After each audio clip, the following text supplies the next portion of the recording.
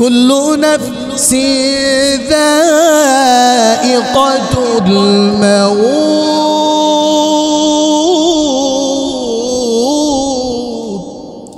আল্লাহ তাআলা বলেন প্রত্যেকটা মানুষ মৃত্যুর স্বাদ আস্বাদন করতে হবে। প্রত্যেকটা মানুষ মৃত্যুবরণ করতে হবে, আগে হোক পরে হোক মৃত্যুবরণ করতেই হবে, এটাই সত্য। তারপরেও তো আমরা কত বাহাদুরি করি, কত ক্ষমতা দেখাই, ক্ষমতার অভাব নাই, পাওয়ারের অভাব নাই, উমুক নেতার পাওয়ার, ঠিক কিনা? অথচ চিন্তা করা উচিত যেই দিন মালাকুল মাউত আজরাইল চলে আসবে, ওই দিন তোমার কাছে আমার কাছে চিঠি নিয়ে আসবে না, আসবিনি বলেন? কারো কাছে ওই মালাকুল মাউত আজরাইল পারমিশন চাইবে না, চাইবে? ওয়াজাআত সাকরাতুল মাউত বিল হক যালিকা মা কুনতা মিনহু তাহিদ। আল্লাহ বলেন প্রত্যেকটা মানুষ মৃত্যুবরণ করতেই হবে। অন্য জায়গায় আমার আল্লাহ বলেন লিকুল্লি উম্মাতিন আজাল ইযা জাআ আজালুহুম ফালা ইস্তাখিরুনা সাআতান ওয়া লা ইস্তাকদিমুন। ও আমার বান্দা বান্দিরা, যখন তোমার দুনিয়ার হায়াত শেষ হয়ে যাবে, দুনিয়ার তোমার বাসস্থান অবস্থান শেষ হয়ে যাবে, এক সেকেন্ড আর দেরি করা হবে না, এক মুহূর্ত আর ত্বরান্বিত করা হবে না। যথাসময় মালাকুল মাউত আজরাইল আইসা তোমার আমার জানটাকে কবজ করে ফেলবে। মালাকুল মাউত কারো কাছে চিঠি নিয়ে আসে না। দেখবেন যখন মানুষ মারা যায় এর 40 দিন আগে একটা সিগন্যাল আসে, কি আছে? সিগন্যাল, রেড সিগন্যাল, তোমার সময় শেষ। হে বান্দা, তোমার আর মাত্র 39 দিন বাকি আছে। এইভাবে দেখবেন আপনার ভিতরে একটা কেমন জানি ভয় কাজ করে। হে বান্দা, তোমার আর 38 দিন বাকি আছে। এইভাবে বলতে বলতে বলতে বলতে ওই ব্যক্তিটার 3 দিন হয়ে যায়। যখন 3 দিন হয়ে যায়, তার স্ত্রীকে বলে, তার সন্তানকে বলে, তার মেয়েকে বলে, ও আমার সন্তান, ও আমার মেয়ে, কেমন জানি আমার ভিতরে অশান্তি লাগতেছে। খাবার সামনে নিয়ে যায়, খাবার খাইতে পারে না, বলে আমার মন চায় উমুকরে দেখতে, উমুকরে একটু ফোন দিয়ে বলো আমাকে দেখে যাওয়ার জন্য, বলে কি বলে না? দেখবেন মৃত্যুর 3-4 দিন আগে একটু অশান্তি কাজ করে, ঠিক কিনা বলেন? এইভাবে অনীহা করে বলে আমাকে একটু বলো, উমুক লোকের সাথে সাক্ষাৎ করব, বলে কি বলে না? বোঝা গেল দুনিয়ার হায়াত তার শেষ হয়ে যাইতেছে। তার উমুক খাবার খাইতে মনে চায়, উমুক খাবার খাইতে মনে চায়, হয় কি হয় না বলেন? দেখবেন যেই লোকটা মারা যাবে 40 দিন আগে তার সিগন্যাল হয়ে যায়, মালাকুল মাউত আজরাইল চলে আসে। ও আমার ভাইয়েরা, কাদের জন্য মৃত্যুটা সহজ? আল্লাহর রসুল বলেন আল্লাহর ইবাদতের পরে যেই বান্দা বান্দি, যেই উম্মত তার মা বাবার খেদমত করবে, তার জন্য মৃত্যু একবারে সহজ হয়ে যাবে। আর আপনি যতই ইবাদত করেন, যতই দান সৎকা করেন, যতই আপনি অর্থের মালিক হন না কেন, মসজিদের সভাপতি, মসজিদের কেশিয়ার, মাদ্রাসার মুতাওয়াল্লি, কিন্তু মা বাবাকে কষ্ট দিয়েছেন, কোনোদিন সফল হইতে পারবেন না, সফল হইতে পারবেন না। প্রিয় ভাইয়েরা আমার, বন্ধুরা আমার, আমি যখন মাঝে মধ্যে ঢাকা শহরে তারাবি পড়াইতাম, অনেক লোক আমার কাছে আসতো, কোটিপতি, ধনে ধনী, সম্পদের মালিক, আমার কাছে মাঝে মধ্যে বলতো, হুজুর এক সময় আমার খাওয়ার তৌফিক ছিল না, এখন মানুষকে আমি শাড়ি দেই, বিভিন্ন সময় দান সৎকা করি। যখন আমার তৌফিক ছিল না, আমার মাকে কোনো কিছু দিতে পারি নাই, আমার বাবাকে খেদমত করতে পারি নাই, অথচ আল্লাহ আমাকে এত পরিমাণ দিয়েছে। আমার মা যদি থাকতো, আমার বাবা যদি থাকতো, তাহলে আমার মা বাবা আমাকে নিয়ে গর্ব করত। কিন্তু আজকে আমার মা দুনিয়াতে নাই, আমার বাবা দুনিয়াতে নাই, এইভাবে আমাদেরকে জড়ায় কান্না করে বিসমিল্লাহির রাহমানির রাহিম। وقضى ربك ألا تعبدوا إلا إياه وبالوالدين إحسانا. وقال النبي صلى الله عليه وسلم هما جنتك ونارك أو كما قال عليه الصلاة والسلام. اللهم صل على سيدنا ونبينا وشفيعنا وحبيبنا ومولانا محمد صلى الله تعالى عليه وعلى آله وأصحابه وبارك وسلم تسليما كثيرا.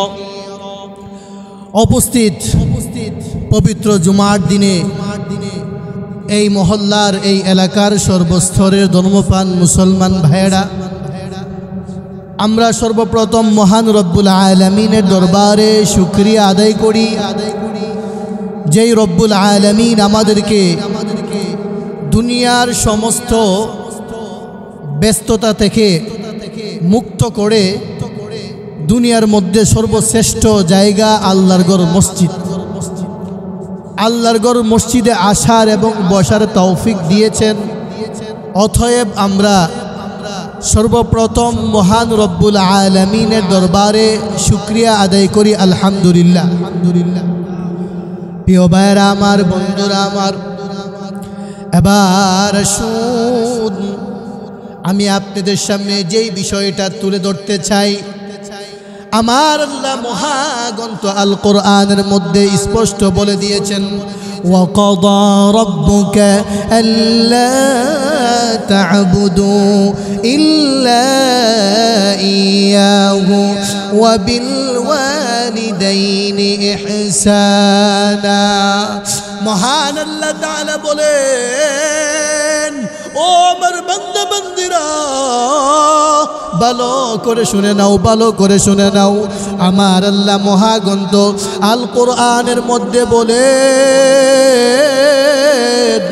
وَقَضَى رَبُّكَ أَلَّا تَعْبُدُوا إِلَّا إِيَّاهُ وَبِالْوَالِدَيْنِ إِحْسَانًا। আল্লাহ তাআলা বলেন, প্রথম নম্বর কাজ হলো, প্রথম তোমাদের দায়িত্ব হলো আমি আল্লাহর ইবাদত করবা। কার ইবাদত? আল্লাহর ইবাদত। দ্বিতীয় নম্বরে আসেন, আমার আল্লাহ বলেন, ওয়াবিলওয়ালিদাইনি ইহসানা। প্রিয় ভাইরা আমার, বন্ধুরা আমার, কথাগুলো দিলের কান দিয়ে শুনো। ও আমার ভাইরা, বন্ধুরা আমার, আল্লাহ তাআলা বলতেছেন, প্রথম নম্বরে যেই কাজটা করবা, একমাত্র আমি আল্লাহর ইবাদত করবা। কার ইবাদত? ইবাদত হবে কার? আল্লাহ তাআলার ইবাদত করতে হবে। দ্বিতীয় নম্বরে আমার আল্লাহ বলে, যেই কাজটা তোমরা দ্বিতীয় নম্বরে করবা, ওয়াবিল ওয়ালিদাইনি ইহসানা। বান্দারে, দ্বিতীয় নম্বরে যেই কাজটা করবা, ওই দায়িত্বটা হলো তোমার মা বাবার খেদমত। কার খেদমত করতে হবে? আল্লাহর ইবাদতের পরে এরপরে স্থানটা কি? মা বাবার খেদমত। কিন্তু আজকে মুসলমান এমন একটা অবস্থা হয়েছে, মা বাবার খেদমত যে করতে হয় এটা জানি না। অনেকে তো আমাদের সমাজের মধ্যে আছে, মা বাবার সাথে খারাপ আচরণ করে কি করে না? মা বাবার সাথে একবারে বাজে যে ব্যবহার আছে ওইগুলো করে। মা বাবাকে অনেকের সামনে পরিচয় দিতে চায় না, বলে সে আমার বাবা না, এটাও দাবি করতে অনেকের কষ্ট হয়। এ মুসলমান, একটু চিন্তা করা উচিত, একটু বোঝা উচিত। রাত্রিবেলা যখন তুমি ঘুমাইবা, বালিশের সাথে মাথাটা লাগায় চিন্তা করবা।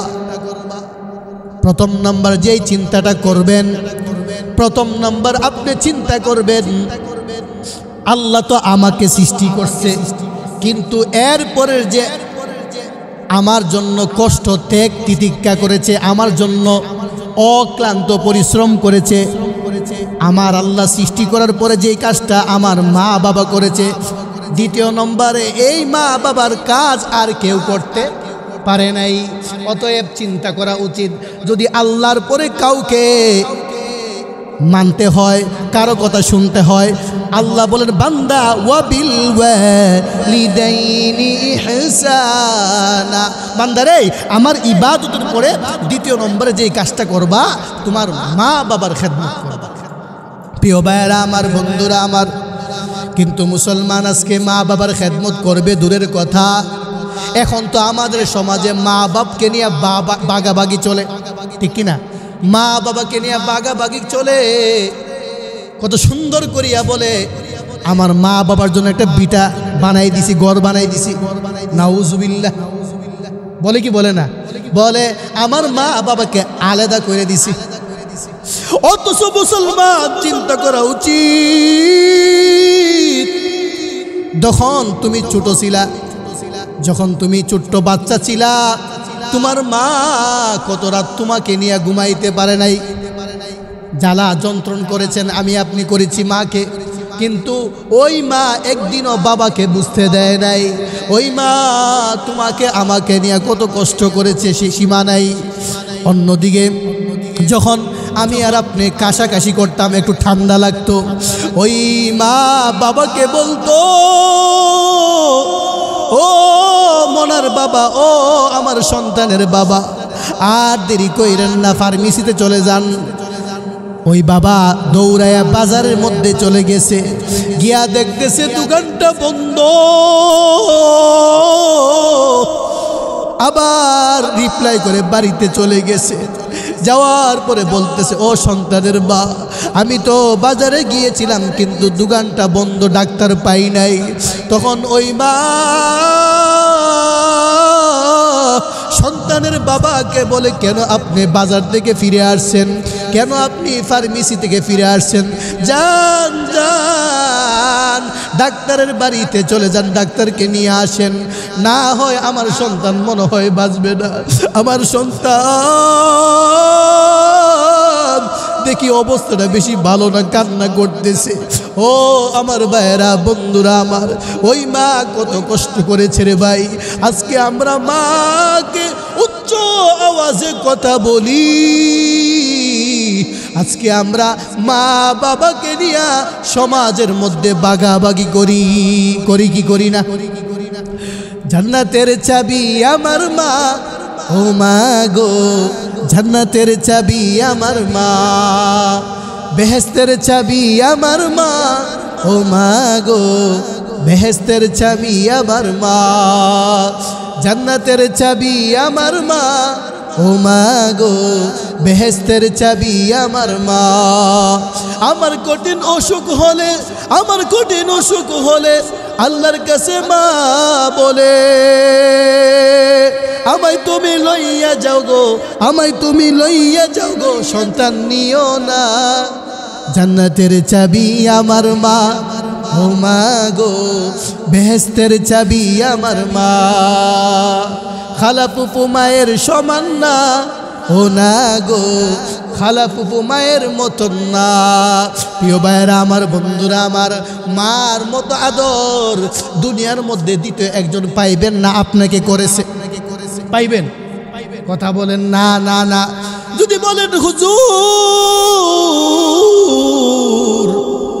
আমি তো পেয়েছি, তাহলে আমি আপনাকে বলবো কোনো না কোনো স্বার্থ ছিল এই আদরটা, ঠিক কিনা? যদি অন্য কেউ আপনাকে আদর করে, মায়া করে, আপনার খোঁজ খবর নেয়, তাহলে বুঝতে হবে ওই আদরটা কোনো না কোনো একটা কি ছিল, স্বার্থ ছিল। আপনার শাশুড়ি আপনাকে আদর করে, স্বার্থ আছে, মেয়ের জামাই, ঠিক কিনা? কিন্তু মা আর সন্তানের ভালোবাসা কোনো স্বার্থ নাই, ঠিক কিনা ভাইয়েরা আমার? এই জন্য ভাইয়েরা আমার, বন্ধুরা আমার, আজকে আমরা মা বাবার সাথে এমন ভাবে কথা বলি, অনেক সমাজের দিকে তাকাইলে দেখা যায় মনে হয় আপনি মা বাবাকে জন্ম দিয়েছেন এমন একটা অবস্থা। আজকে তো আমাদের সমাজে মা বাবাকে নিয়ে বাগাবাগি চলে। কি চলে? বাগাবাগি। বাগাবাগি বুঝিননি? মা 10 দিন 10 দিন 10 দিন সময় শেষ। কি কয়? মা গো আমার ঘরে তো তুমি আসছো, 10 দিন হয়ে গেছে, এখন তুমি মেজুমিয়ার ঘরে যাও। কি বলে? মেজু মিয়ার ঘরে চলে যাও। আবার বলে মা সময় শেষ, আমগো ছোট মিয়ার ঘরে যান, আপনার খানা আগামীকাল থেকে ছোট মিয়ার ঘরে। আবার তাও বলতেছে কার সামনে? বউয়ের সামনে। ছেলে বলে কি, ছেলে মাকে বলতেছে, ওই ছেলের বউর সামনে বলতেছে। তখন ওই মার মনে পড়ে যায়, ও সন্তান আমার, আজকে তুমি আমাকে নিয়ে বাগাবাগি করতেছো। ও সন্তান,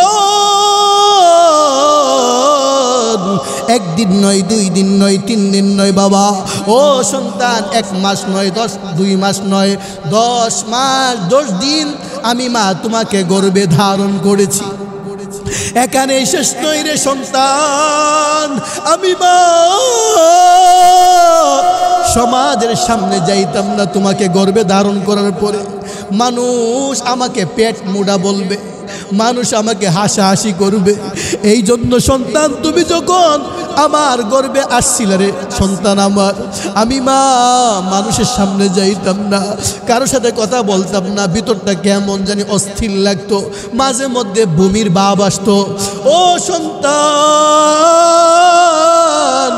আজকে তুমি আমাকে নিয়ে বাগাবাগি আলাদা করতেছো, কিন্তু আমি মা তোমাকে যখন আমার গর্ভে ধারণ করেছিলাম, যখন তুমি আমার গর্ভে আসছিলা, তুমি যে আমার কে কষ্ট দিয়েছো, পেটের মধ্যে লাথি মারছো, আমি মা গভীর রাত্রে ওই ব্যথা সহ্য না করতে পেরে আমি মা বালিশ পেটের মধ্যে চাপা দিয়ে রেখেছি। তারপরেও তোমার বাবাকে বুঝতে দেই নাই। তোমার পাশে তোমার অন্য একজন ভাই ছিল, ওই ভাইকেও বুঝতে দেই নাই। তোমার পাশে একজন বোন ছিল, ওই বোনকেও বুঝতে দেই নাই। আমি মা তোমার জন্য কত কষ্ট করিয়া তোমাকে লালিত পালিত করেছি। ও আমার সন্তান, যখন তুমি দুনিয়াতে আসবা, এর 2-3 দিন আগে আমি মার খাবারে কোনো মজা পাইতাম না। আমি মা খাবার খাইতে পারতাম না, কেমন জানি মুখের মধ্যে মজা লাগতো না। আমি মা যখন বাথরুমে যাইতাম, জীবনের রিস্ক নিয়ে যাইতাম, মনে হয় এই বসাটাই আমার শেষ বসা। এইভাবে মা কান্না করে বলে, ও সন্তান আমার, আজকে তুমি আমাকে ভাগ করে আলাদা করে অন্যের দরজায় আমাকে তাড়াইয়া দিতেছ সন্তান। কিন্তু আমি মা তোমাকে বড় হওয়া পর্যন্ত একদিনও তাড়াইয়া দেই নাই, ঠিক কিনা বলেন? তাড়াইয়া দিছিনি বলেন? হে মুসলমান, কয়েকদিন আগের ঘটনা, আমি ঢাকা গাজীপুর প্রোগ্রামে গিয়েছিলাম। যাওয়ার পরে বয়ান যখন শেষ করলাম, ওই গাজীপুর ওই মাহফিলের মধ্যে প্রধান আলোচক ছিলাম আমি। আমাকে কয়েকজন একটা যুবক সন্তানকে ধরে নিয়ে আসছে। ওই গাজীপুরের মধ্যে আমি মা বাবা সম্পর্কে বয়ান করেছিলাম। ওই যুবকরা বলে, হুজুর জানেননি রে হুজুর, আপনি যখন মা বাবা সম্পর্কে বয়ান করেছেন, আমাদের এই যে যুবক ভাইটা সাথী সঙ্গী, একসাথে আমরা চলাফেরা করি, কয়েকদিন আগে বিদেশ থেকে আসছে, প্রবাসে ছিল। বলে হুজুর, বললাম কেন আপনি কান্না করতেছেন? তখন ওই যুবক সন্তান কান্নার আওয়াজ আরো বাড়াই দিছে, দিয়া বলতেছে, ও হুজুর জানেননি, আপনি জানেননি রে হুজুর, আমি আপনাকে কিছু কথা, আমার কষ্টের কথা আপনার কাছে শেয়ার করতে চাই। তখন আমি বললাম, কি বলবেন বলেন। বলে, হুজুর আপনার সময় আছে কিনা বলেন। আমি বললাম, অল্প সময়ের ভিতরে বলেন যা বলার। ওই যুবক বলতেছে, হুজুর ছোটবেলায় আমার বাবাকে হারাইছি। আমার বাবাকে আমি আমার বুঝ অবস্থায়, বড় অবস্থায় আমি আমার বাবাকে পাই নাই। এর আগে আমার বাবা দুনিয়া থেকে বিদায় নিয়ে চলে গেছে। আর আমার মা অন্যের বাড়িতে কাজ করিয়া আমাকে লালিত পালিত করেছে, বড় করেছে। যখন এই কথা বলার পরে আমি বললাম, এরপরে কি করেছে? বলে হুজুর আমার মা অন্যের বাড়িতে কাজ করে করে করে করে যখন আমি বড় হইলাম, বড় হওয়ার পরে ওই আমার মা আমাকে প্রস্তাব করলো, আমাকে একটা বিষয় জিজ্ঞেস করলো, ও সন্তান আমার তোমার কি কষ্ট হয়নি? আমাকে বারবার আমার মা জিজ্ঞেস করতো, ও সন্তান তোমার কি কোনো দিক দিয়ে কোনো অসুবিধা হয়নি? সন্তান বলে মা না না না না না। তখন ওই মা বলতেছে আমার একটা আবদার ছিল তোমার কাছে। বলে কি আবদার? ওই সন্তানদের মা বলতেছে আমার ইচ্ছা তোমাকে বিদেশে পাঠাবো। তখন ওই সন্তান কান্না করে করে বলতেছে, ও মা তুমি যে নিয়ত করেছো ভালো কথা, কিন্তু আমাকে কিভাবে পাঠাইবা? তোমার তো কোনো এবিলিটি নাই, তোমার তো কোনো অর্থ নাই, ধন সম্পদ নাই, কিভাবে আমাকে বিদেশে প্রবাসে পাঠাইবা? ওই সন্তানকে মা উত্তর দেয়, ও আমার সন্তান আমি যেই মালিকের বাসায় কাজ করি ওই মালিকের কাছে আমি প্রস্তাব করব তোমার জন্য। ঘটনাক্রমে ওই মা ওই যেই বাড়ির মধ্যে কাজের বুয়া হিসাবে কাজ করত, ওই মহিলা মালিকের কাছে প্রস্তাব করলো, ও মালিক আমার, ও আপনাকে তো আল্লাহ তাআলা অনেক ধনী বানাইছেন, অর্থের মালিক বানাইছেন, সম্পদের মালিক বানাইছেন। আমার একটা আরজি ছিল, আমার একটা প্রস্তাব ছিল। বলে কি প্রস্তাব? বলো বলো তোমার কি আবদার? ওই মা বলে আমার তো ছেলে একটাই মাত্র, আমার আর কোনো আমার স্বামীও নাই, আমার মেয়েও নাই, একটাই মাত্র ছেলে। আমি ইচ্ছা করেছিলাম, আমি নিয়ত করেছিলাম আমার ওই সন্তানটাকে বিদেশে পাঠাবো, কিছু টাকা লাগবে, ধার দিবেননি? মালিকটা ছিল অনেক ভালো। ওই মালিক বলে অসুবিধা নাই, তোমার যা টাকা লাগবে আমি তোমাকে দিব, অসুবিধা নাই। তখন ওই মহিলা বলছিল, ও আমার মালিক আপনি চিন্তা করবেন না, আমার সন্তান যখন বিদেশে যাবে, যাওয়ার পরে আপনার যেগুলো ঋণ থাকবে পরিশোধ না করা পর্যন্ত আমি 1 টাকাও আমার জন্য খরচ করব না। আপনার ঋণ পরিশোধ করার পরে আমি আমার নিজের জন্য খরচ করব। তখন মালিক বললে অসুবিধা নাই, ঠিক আছে। যখন ওই মালিক ওই মাকে কিছু টাকা দিল, দেওয়ার পরে সন্তানকে বিদেশে পাঠাই দিল, প্রবাসে পাঠাই দিল। পাঠানোর পরে সন্তান খুব সুন্দর করে আলহামদুলিল্লাহ অনেক ইনকাম করতেছে। ইনকাম করে করে করে করে সন্তান অনেক টাকার মালিক হয়ে গিয়েছে। আস্তে আস্তে ওই মহিলা যে ঋণ করেছিল, ওই যে বাড়িওয়ালার কাছ থেকে কিছু টাকা নিয়ে আসছিল, ওই টাকাও পরিশোধ করে ফেলছে। হঠাৎ করে সন্তান মাকে প্রস্তাব করলো, ও আমার মা অনেক কষ্ট করিয়া করিয়া আমাকে প্রবাসে বিদেশে পাঠাইছেন, ও মা এক কাজ করেন, এখন আপনি আরামের জন্য একটা বাড়ি করেন, যা টাকা পয়সা লাগবে আমি বিদেশ থেকে পাঠাবো। ওই মা বলে না না না না, টাকা পাঠাইতে হবে না, সন্তান আমার 1 বছর নয় 2 বছর নয় 5 বছর হয়ে গেছে সন্তান তোমার চেহারা দেখি না আমি মা। আমার মা এইভাবে মা বলে আমার টাকা লাগবে না, স্বর্ণ লাগবে না, অহংকার লাগবে না, ধন লাগবে না, আমি তোমাকে দেখতে চাই। 5টা বছর হয়ে গেছে, 5টা বছরে 10টা ঈদ, একটা ঈদও তোমাকে নিয়ে করতে পারি নাই, কোনো আনন্দ উল্লাস করতে পারি নাই। সন্তান চলে আসো চলে আসো, আমি মা তোমাকে দেখতে চাই। যখন এই কথা বলল, সন্তান বলে মা অপেক্ষা করো। কিন্তু সন্তান এইভাবে মাকে টাকা পাঠাইয়া পাঠাইয়া মা কিন্তু বাড়িঘর করবে না। মার কথা হলো আগে আমি সন্তানদের দেখতে চাই। কাকে দেখতে চাই? সন্তানের আর্জিত মা আগে বাড়িঘর করুক। কিন্তু সন্তান বলে, ও আমার মা আপনি তো আমাকে দেখবেন, অসুবিধা নাই, কিন্তু মা বলে আমি বাড়িঘর করব না, আগে আপনি সন্তানকে বলতেছে তুমি আগে দেশে আসো, দেশে আসার পরে যা ইচ্ছা তুমি যা মনে চায় তাই করো, অসুবিধা নাই।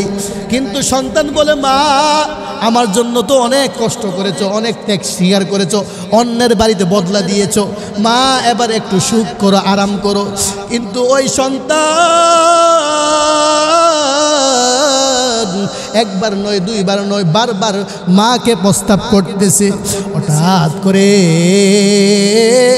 সব কিছু ঠিক টুকটাক কাগজপত্র হয়ে গিয়েছে, সন্তান দেশের মধ্যে আসবে। দেখবেন আসার আগে যারা বিদেশে থাকে এরা আসার আগে কিছু কেনাকাটা করে কি করে না? উমুকের কাছে মোবাইল দিয়ে দাও, তোমার কি লাগবে চাহিদা? বলে মামা ও আমার ভাই আমার জন্য এটা আনবেন, গড়ি আনবেন, মোবাইল আনবেন, বলে কি বলে না? এইভাবে সন্তান ফোন দিয়ে বলতেছে ও আমার মা তোমার জন্য কি লাগবে বলো, আমি আজকে মার্কেটে আসছি, আগামীকাল আমার ফ্লাইট বাংলাদেশে আসব। ওই মা বলে আমার কিছুই লাগবে না, তোমার চেহারা দেখলে আমি মা খুশি হয়ে যাব। এই জন্য বাইরা আমার বন্ধুরা আমার আল্লাহ বলেন ওয়াসাইনাল ইনসানা বিওয়ালিদাইহি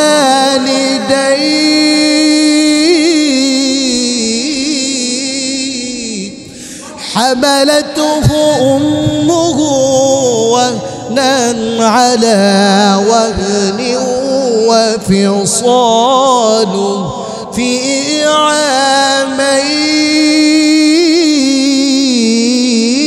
عامين أن اشكر لي ولوالديك।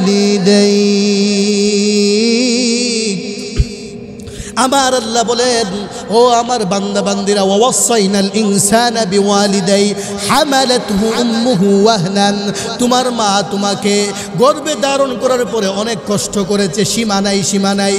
এ বান্দা আমি আল্লাহর ইবাদতের পরে তোমার মা বাবার খেদমত করো। কার খেদমত হবে বলেন? মা বাবার খেদমত, কোনো পীরের খেদমত না, কোনো বাবার খেদমত না। প্রথম নম্বরে যেই কাজটা করবেন একমাত্র ইবাদত হবে কার বলেন? কার? আল্লাহ তা'বুদু ইল্লা ইয়া, আল্লাহ ছাড়া আর কারো ইবাদত চলবে না, আল্লাহ ছাড়া আর কোনো কারো উপাসনা চলবে না। এক নম্বর হলো মা বাবার খেদমত, দ্বিতীয় নম্বরে প্রথম নম্বর হলো আল্লাহর ইবাদত, দ্বিতীয় নম্বর হলো মা বাবার খেদমত। মনে থাকবে তো প্রিয় ভাইরা আমার, বন্ধুরা আমার, অনেক লম্বা আলোচনা। ওই সন্তান ফোন দিয়া বলল আমার মার কাছে দে, বারবার মোবাইলে কল দিচ্ছে কিন্তু কল হইতেছে, কেউ কল ধরে না। পাশের ঘরের চাচার কাছে ফোন দিছে, কি ব্যাপার? আমার মাকে গতকালকে এতগুলো ফোন দিলাম, কল করলাম, ইমুতে ফোন দিয়েছি, হোয়াটসঅ্যাপে কল দিয়েছি, কিন্তু আমার মা কেন ধরল না? ওই পাশের ঘরের চাচি বলতেছে ও সন্তান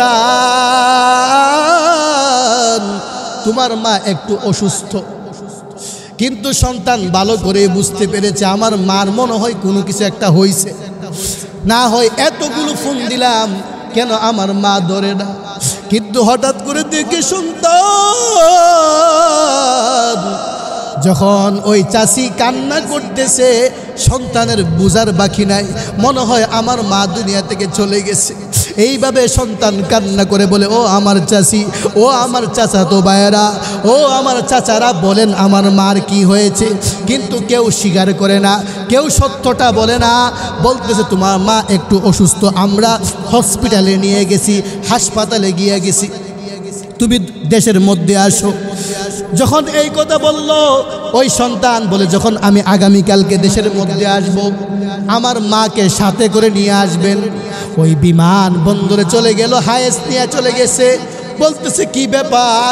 ও আমার চাচারা, ও আমার চাচা তো ভাইয়েরা, আমার মা কোথায়, আমার মা কোথায়? সবাই কান্নার আওয়াজ, কান্না করে করে করে করে বলতেছে তোমার মা হসপিটালে রেখে দিয়ে আসছি। সন্তান বলে না না আমি বুঝতে পেরেছি, তোমরা আমার সাথে সত্যটা বলতেছো না। ওই সন্তান কান্না করে বলে সত্যটা আমাকে বলো বলো বলো। সন্তানকে তখন বলল গতকাল যখন তোমার মাকে তুমি বলেছো দেশের মধ্যে আসবা, তোমার মা অনেক খুশি হয়েছিল, কিন্তু হঠাৎ করে দেখি তোমার মা দুনিয়া থেকে বিদায় নিয়ে চলে গেল, পরপারের যাত্রী হয়ে গেছে। যখন এই কথা বলল সন্তান কিসের মাল সামান আনবে সব কিছু বিমানবন্দরে ফালাইয়া বাড়ির দিকে রওনা হয়ে গিয়েছে। রওনা হওয়ার পরে দেখতেছে বাড়ির সামনে একটা কবর হয়ে আছে, বলতেছে মনে হয় এটা আমার মার খবর। সন্তান কান্নার আওয়াজ, কান্না করে করে বলতেছে এত কিছু কার জন্য করলাম, আমার মা আমাকে একা একা একা রেখে চলে গেল। এইভাবে সন্তান কান্না করে করে করে করে আমার কাছে বলতেছে, আমি বললাম অসুবিধা নাই ভাই, আমার কান্না কইরা কোনো লাভ নাই, এখন সময় আছে, এখনো আপনার সুযোগ আছে, আপনি একটা কাজ করতে পারেন। ও যুবক ভাই, আপনার মার জন্য দোয়া করেন। আমার আল্লাহ কত সুন্দর করিয়া শিখাই দিয়েছেন, রব্বির হামহুমা কামা রব্বায়ানি সগীরা। আসেনি কোরআনে? বলেন আছে কিনা বলেন? আমি বললাম যুবক ভাই, প্যারাশানির কোনো কারণ নাই। এই দুনিয়া থাকার জায়গা না, চাইলেও থাকতে পারবো না, পারবো নি, এটাকে আমার কথা নেই। কুল্লু নাফসিন যায়িকাতুল মাউত।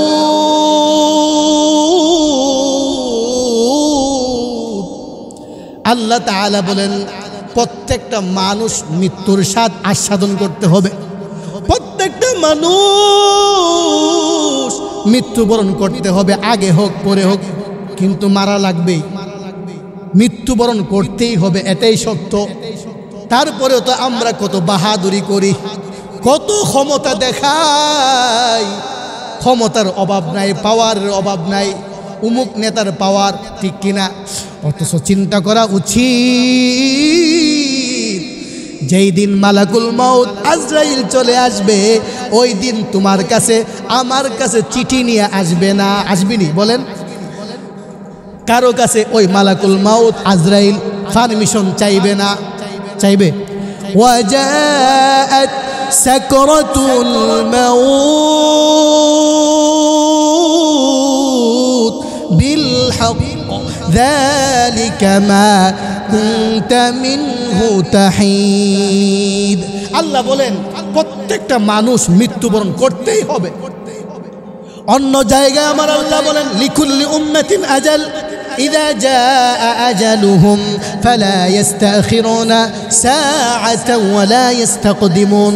ও আমার বান্দা বান্দিরা, যখন তোমার দুনিয়ার হায়াত শেষ হয়ে যাবে, দুনিয়ার তোমার বাসস্থান অবস্থান শেষ হয়ে যাবে, এক সেকেন্ড আর দেরি করা হবে না, এক মুহূর্ত আর ত্বরান্বিত করা হবে না।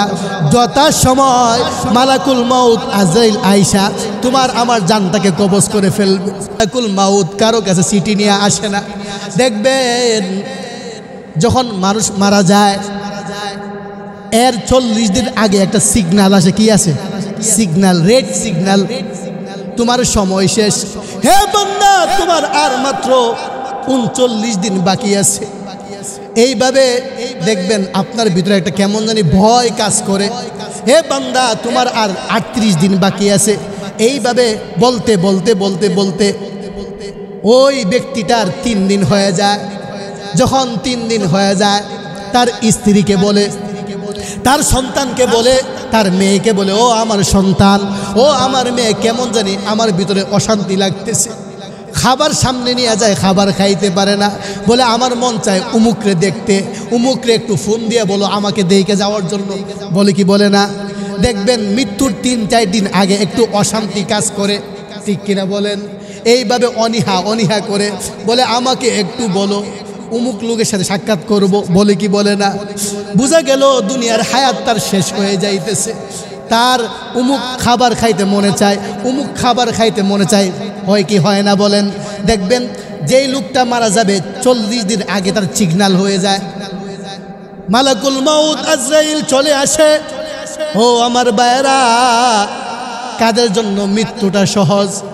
আল্লাহর রসুল বলেন, আল্লাহর ইবাদতের পরে যেই বান্দা বান্দি, যেই উম্মত তার মা বাবার খেদমত করবে, তার জন্য মৃত্যু একবারে সহজ হয়ে যাবে।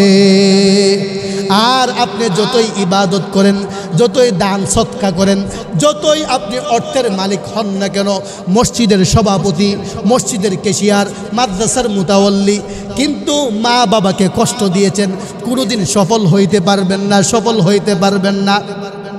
প্রিয় ভাইরা আমার, বন্ধুরা আমার, আমি যখন মাঝে মধ্যে ঢাকা শহরে তারাবি পড়াইতাম, অনেক লোক আমার কাছে আসতো, কোটিপতি, ধনে ধনী, সম্পদের মালিক, আমার কাছে মাঝে মধ্যে বলতো, হুজুর এক সময় আমার খাওয়ার তৌফিক ছিল না, এখন মানুষকে আমি শাড়ি দেই, বিভিন্ন সময় দান সৎকা করি, যখন আমার তৌফিক ছিল না, আমার মাকে কোনো কিছু দিতে পারি নাই, আমার বাবাকে খেদমত করতে পারি নাই, অথচ আল্লাহ আমাকে এত পরিমাণ দিয়েছে। আমার মা যদি থাকতো, আমার বাবা যদি থাকতো, তাহলে আমার মা বাবা আমাকে নিয়ে গর্ব করত। কিন্তু আজকে আমার মা দুনিয়াতে নাই, আমার বাবা দুনিয়াতে নাই, এইভাবে আমাদেরকে জড়ায় কান্না করে, তখন আমি তাদেরকে বলি, অসুবিধা নাই, আমার আল্লাহ কোরআনের মধ্যে শিখাই দিয়েছেন, রব্বির হামহুমা কামা রব্বায়ানি সগীরা। সবাই পড়েন, রব্বির হামহুমা কামা রব্বায়ানি সগীরা। প্রিয় ভাইরা আমার, বন্ধুরা আমার, ব্যবসা যদি উন্নতি করতে চান, আপনি সম্পদের মালিক হতে চান, তাহলে আল্লাহর ইবাদতের উপরে মা বাবার খেদমত করতে হবে। কার খেদমত? মা বাবার খেদমত না করলে সফল হইতে পারবেন না। আল্লাহর রাসূলের সাহাবী আলকামা রাদিয়াল্লাহু তাআলা আন, যুদ্ধের ময়দানে সবার আগে আলকামা, এক নাম্বার সিরিয়ালে তার নাম, দান সৎকার ক্ষেত্রে সবার আগে তার নাম, সব কিছুতে তার নাম সবার আগে। কিন্তু আলকামা রাদিয়াল্লাহু তাআলা আন যখন মৃত্যুর সামনে চলে আসছে, মালাকুল মউত আজরাইল সামনে চলে আসছে, এত বড় একজন সাহাবী, নামি দামি সাহাবী আলকামা রাদিয়াল্লাহু তাআলা আন, এত রসুলের প্রিয় একজন সাহাবী, মৃত্যুর সময় তার জবানে কালিমা নসিব হয় না, মৃত্যুর সময় তার জবানে কালিমা উচ্চারণ হয় না। পাশের মধ্যে আবু বকর বসা, তার পাশেই উসমান, আবু বকর, উমর বসে আছে, বারবার কালিমা তালকিন দিতেছে। ওই আলকামার স্ত্রী বারবার বলতেছে, লা ইলাহা ইল্লাল্লাহ মুহাম্মাদুর রাসূলুল্লাহ, কিন্তু জবানের মধ্যে কালিমা উচ্চারণ হয় না। উমর দৌড়ে চলে গেছে, রসুলের দরবারে চলে গেছে, ইয়া রাসূলুল্লাহ, ইয়া হাবিবাল্লাহ, ওগো নবীজি, আপনার প্রিয় সাহাবী আলকামা, ওই আপনার সাহাবী মৃত্যুর শয্যায় শুয়ে আছে, কিন্তু জবানের মধ্যে কালিমা উচ্চারণ হয় না, জবানের মধ্যে কালিমা হয় পড়তে পারতেছে না, মুখ দিয়া কালিমা উচ্চারণ হয় না। কারণটা কি? তখন আবার রসুল বললেন, ও উমর, ও আবু বকর, তোমরা আবার যাও, গিয়া তালকিন দাও, বারবার বলতে দেখো লা ইলাহা ইল্লাল্লাহ মুহাম্মাদুর রাসূলুল্লাহ, কিন্তু ওই আলকামার জবান দিয়া কালিমা উচ্চারণ হয় না।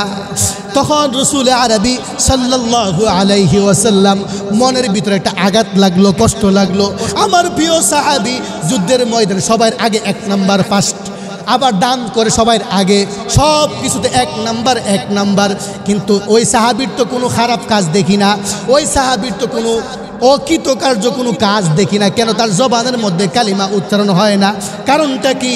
রসুল দৌড়ায় চলে গেছেন তার কাছে, গিয়া বলতেছে, আলকামা, তোর বাবা দুনিয়াতে আসেনি? বলে না না, আমার বাবা দুনিয়াতে নাই। বলে তোমার মা দুনিয়াতে আসেনি? বলে হ্যাঁ, আমার মা দুনিয়াতে আছে। তখন রসুল আরবি সাল্লাল্লাহু আলাইহি ওয়াসাল্লাম দৌড়ায়া চলে গেল তার মার কাছে, গিয়া দেখতেছে মা কান্না করতেছে আর বলতেছে, ও বুড়ি মহিলা, ও আমার মা, আমি আপনার কাছে রসুল এসেছি একটা কাজে। বলে কি কাজে এসেছেন? আপনার সন্তান মৃত্যুর শয্যায় শুয়ে আছে, আপনার সন্তান মৃত্যুর মধ্যে কাতরাইতেছে, কিন্তু জবানে কালিমা উচ্চারণ হয় না। মা কান্না করে আর কোনো উত্তর দেয় না। রসুল ভালো করে বুঝতে পেরেছে মাকে ওই সাহাবী কষ্ট দিয়েছে। রসুল বলে, আপনার মাকে, ও মহিলা, ও আমার মা, যদি আপনার সন্তানকে এখন মাফ না করেন, আপনার সন্তানের জবানে কালিমা উচ্চারণ হয় না, মাফ করে দেন। ওই মা বলে না না মাফ করব না।